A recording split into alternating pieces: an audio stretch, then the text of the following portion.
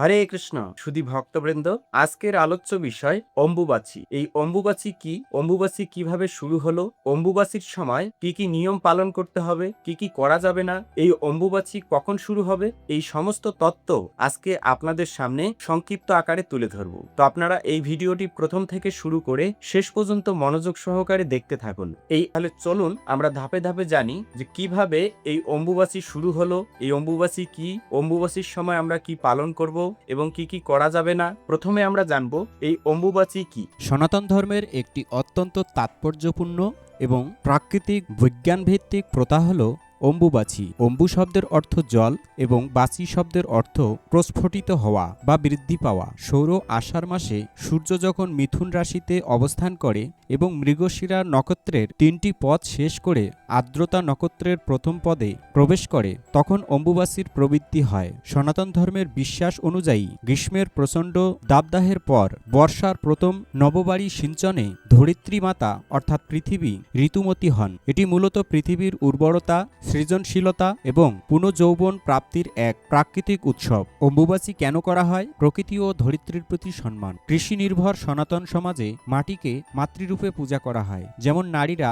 ঋতুচক্রের মাধ্যমে নতুন প্রাণ ধারণের উপযুক্ত হন, তেমনি বর্ষার জলে সিক্ত হয়ে ধরিত্রী মাতা নতুন শস্য ধারণের জন্য নিজেকে প্রস্তুত করেন। এই প্রস্তুতির পর্বে তাকে পূর্ণ বিশ্রাম দেওয়ার জন্যই অম্বুবাচী পালন করা হয়। কামাখ্যা দেবীর বিশেষ উৎসব।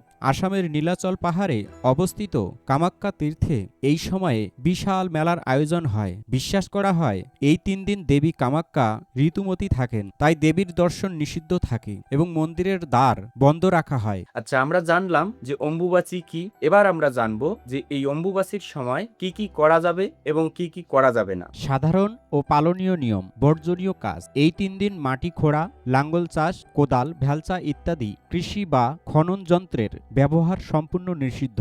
বীজ বপন করা, বৃক্ষরোপণ করা বা মাটির কোনো ক্ষতি হয় এমন কোনো কাজ করা থেকে বিরত থাকতে হয়। অনেক স্থানে এই সময় কৃষিকাজ থেকে সম্পূর্ণ ছুটি নেওয়া হয়। করণীয় কাজ। ধরিত্রী মাতাকে সম্মান জানিয়ে আধ্যাত্মিক সাধনায় মনোনিবেশ করা। গুরুমন্ত্র জপের পাশাপাশি কলিযুগের যুগধর্ম হিসাবে হরিনাম জপের যেমন হরে কৃষ্ণ মহামন্ত্রের গুরুত্ব সর্বাধিক, তাই এই সময়ে অবিরাম হরিনাম জপ ও নাম সংকীর্তন করা উচিত। এর সাথে শাস্ত্র অধ্যয়নের জন্য এই সময়টিকে অত্যন্ত প্রশস্ত বলে মনে করা হয়। এবারে আমরা জানবো শ্রীমদ্ ভাগবত, শ্রীমদ্ ভগবত গীতা, চৈতন্য চরিতামৃত এই সমস্ত শাস্ত্রের আলোকে আমরা অম্বুবাচীর সময় কি নিয়ম পালন করব বা কি করা উচিত। বৈষ্ণবীয় সিদ্ধান্ত ও শাস্ত্রীয় দৃষ্টিভঙ্গি। শ্রীমদ্ ভগবত গীতা যথাযথ, অমল পুরাণ শ্রীমদ্ ভাগবত এবং শ্রী চৈতন্য চরিতামৃতের আলোকে অম্বুবাচীর সময়ে করণীয় এবং এর তাৎপর্য সম্পূর্ণ চিন্ময় স্তরের। ১. ধরিত্রী মাতা এবং ভগবানের সম্পর্ক।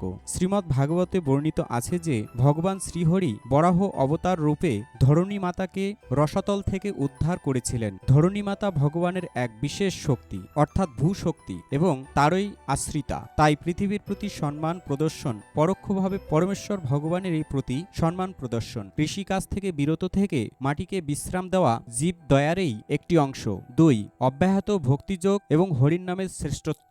অম্বুবাচী একটি জাগতিক ও প্রাকৃতিক নিয়ম, কিন্তু পরমেশ্বর ভগবান শ্রীকৃষ্ণ এবং তার শুদ্ধ ভক্তি সমস্ত জাগতিক নিয়মের অতীত। বৈষ্ণবীয় সিদ্ধান্তে ভগবানের ভক্তি বা শ্রীহরির নাম সংকীর্তন কোনো জাগতিক স্থিতি দ্বারা বাধাপ্রাপ্ত হয় না। শ্রী চৈতন্য চরিতামৃত অনুসারে কলিযুগে হরির নামেই একমাত্র ধর্ম। হরের নামো হরের নামো হরের নামৈব কেবলম কলৌ নাস্তেব নাস্তেব নাস্তেব গতির অন্যথা, অর্থাৎ কলিযুগে হরিনাম ছাড়া মুক্তির আর কোনো বিকল্প গতি নেই। পাশাপাশি শ্রীমদ্ ভগবদ্গীতা যথাযথ নবম অধ্যায়ের 14 শ্লোকে ভগবান শ্রীকৃষ্ণ বলেছেন সততং কীর্তয়ন্ত মাম যত্যন্তশ্চ দৃঢ়ব্রতা, অর্থাৎ মহাত্মাগণ সর্বদা আমার কীর্তন করে এবং দৃঢ়ব্রত হয়ে ভক্তি ভরে আমার উপাসনা করে। তাই অম্বুবাচীর সময়ে নিত্য সেবা, জপ ও হরিনামে কোনো বিরতি ঘটে না। ভগবান বিষ্ণু, কৃষ্ণ বা শালগ্রাম শিলা এই সময়ে প্রাকৃত ঋতুচক্রের সম্পূর্ণ ঊর্ধ্বে অর্থাৎ চিন্ময়। ৩. পূজা ও সেবা নিয়ম। অম্বুবাচীর সময়ও আরাধ্য দেবতা শ্রী শ্রী রাধাকৃষ্ণ বা শ্রী গৌরাঙ্গ মহাপ্রভুর নিত্য সেবা সুচারুরূপে চালিয়ে যেতে হয়। বিগ্রহ সেবায় কোনো প্রকার বাধা আসে না। তবে যেহেতু এই সময়টি সাধনার জন্য বিশেষ, তাই এই সময়ে শ্রীমদ্ ভাগবত পাঠ, তুলসী পরিক্রমা, নাম জপ এবং সেবায় অধিক সময় মনোসংযোগ ব্যয় করা হয়ে থাকে।